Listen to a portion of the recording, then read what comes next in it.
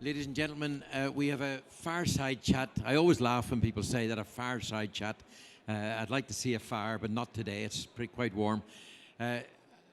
This will be quite interesting because we've agreed a series, or I have a series of questions for Kabir. I'm not sure he knows what question I'm going to ask, but I think it's always useful to get a significant industry person here to speak, but specifically Kabir has asked that we leave time for questions from you. So we've only got a total of 15 minutes, so we'll speak for maybe a chat for 5, 7 minutes, and then those of you who may have questions, raise your hands, and if anybody can see you, not me because I can't see anyone, we'll bring you a microphone. Okay? Kabir, would you like to join us? This is Kabir, who's a senior director of Qualcomm. Now, I think everybody's heard of Qualcomm, but I'm interested to dig a little bit deeper and say, tell us what you're responsible for in Qualcomm, and then specifically, if you don't mind leaping into the topic, is about so what, is my question to every company in the world. So what? Isn't it wonderful? It works. But who for it? What benefit is this to the patient? Yeah. Please. Sorry. Absolutely. Before I get started, though, I just want to say thank you. I'm Brian. I mean, it's been an absolute pleasure working closely with ECHAlliance, and what you do specifically in connecting people, that really is at the heart of something that we believe is critically important when you look at different ecosystems. So thank you for doing that. My role within Qualcomm is to drive seamless experiences. And by seamless, the way in one line, I would say it is, the best user experience is no user experience. Where if I'm grandma at home just trying to manage my healthcare, why should I have to now worry about how to use devices and then comply with it in the long run? That's just one example. But essentially having the seamlessness is critical for long-term success of any particular solution. In terms of the topic we have and why do we care, I'm going to say something that I said last year on this stage, which is today when you look at AI models, and AI is everywhere at the show today, in this year and across the board. When you look at AI models today, there's a small group of people, primarily from the Western world, whose data is being digitized. That's informing the AI models for the rest of us. And so representation becomes really important. And when you look at 7 billion connected wireless devices today, most of us have smartphones. Many of us have more than one device. There's a real opportunity here based on the ubiquity of wireless devices to harness that so that every one of us is represented. And that's the why, I believe, in terms of why wireless devices are important in healthcare. Thank you. Could I ask you, one of the topics we have as one of our priorities for the Alliance is what we call green health. And just, you have to define that. Our definition is, we look at the life and health sciences sector, and we're interested in that. We can't save the world.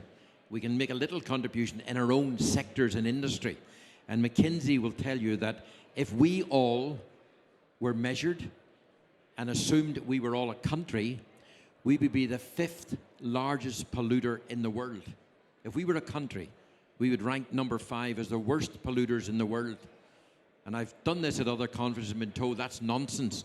It isn't. And we have statistics to prove that. So I'm keen to find out from Qualcomm and from you, Kabir, what impact is Qualcomm having in this sector, please? I would just say the wireless industry in general. Yeah. To me, when you look at sustainability and Green Planet, it's all about reuse, recycle. So can we use our devices to do more than just what we use it for today? And one example is today AI models are run in the cloud. Can you bring them to the edge so that now the phone, which has the computational capability to run AI models, can run at the edge? What that does is it does two things. One is it selectively now decides when to use network resources. So your carbon footprint is down in terms of just using network resources. The other is you can selectively decide what runs in data centers. So you've heard of large language models, generative AI. When you type a query, there's an expenditure that happens not just within the context of the computation, but in the context of the carbon footprint within the data center. So if you can run things at the edge, it becomes extremely efficient and it's a reuse of an asset that you already have in your pockets. So I would say that from a sustainability standpoint, our goal, and by the way, there's a favorable privacy implication here because your data stays on the phone versus going to the cloud, which is tremendously important as well. But from a sustainability standpoint, it's all about reusing the assets we have in a manner that we haven't done before with the intent that you can optimize the resources we have. Thank you for that. My last question, and if anybody does have a question, if you can put your hand up, Andy or someone will see you and bring a microphone. My particular question is this. We've talked a lot about equity, we've talked about women's health, we've talked about all of these things across the world.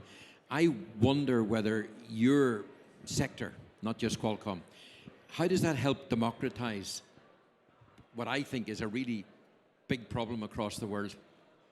Yeah, I would say to democratize, everyone needs to be represented. And the best way to represent everyone is to ensure that knowledge is democratized. What's unique about wireless devices is you're not doing episodic care, you're doing continuous care. It's live, continuous, always on, real-time information that's overwriting itself constantly.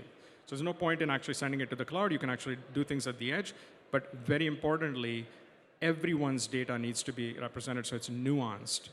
And so what I would say from a democratization standpoint is, imagine a world where I have a phone here, and a remotest part of the world, somebody has the exact same phone, and they probably have very limited health services.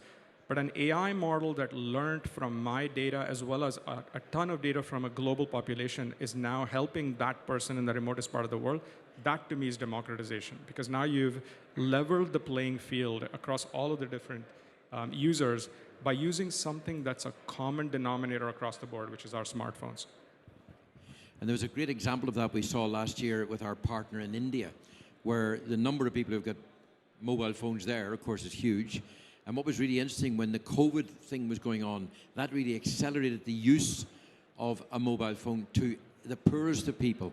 So it wasn't just rich people, it was other people who could get their vaccination appointments, certification, etc., using a mobile phone. And that was a game changer. And the good thing is that's been carried on into an electronic health record on people's phones in India. Our partner there was telling me I think it's 450, 500 million people have got this in their phone. I wonder in Europe sometimes whether we're way behind in being able to access our own data. So look, we've only got, as usual, a few minutes left. We have a question here. George. Yeah, so George Margelis from Australia. So Kabir and I met last year. One of the challenges we do face, especially with an aging population, is that the technology moves on so fast and the standards change. So people may buy a sphygmomanometer and a glucometer today, but it won't talk to their device tomorrow.